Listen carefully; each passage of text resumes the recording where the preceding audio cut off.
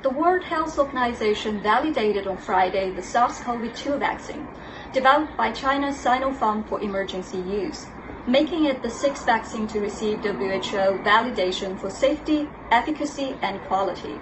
This afternoon, WHO gave emergency use listing to Sino Farm Beijing's COVID-19 vaccine, making it the sixth vaccine to receive WHO validation for safety, efficacy, and quality.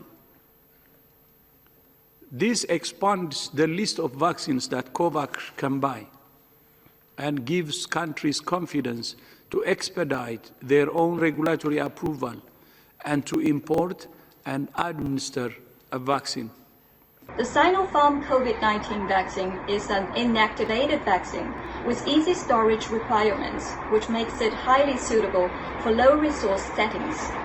It is also the first vaccine that will carry a vaccine vial monitor, a small sticker on the vaccine vials that change color if the vaccine is exposed to heat, letting health workers know whether the vaccine can be safely used.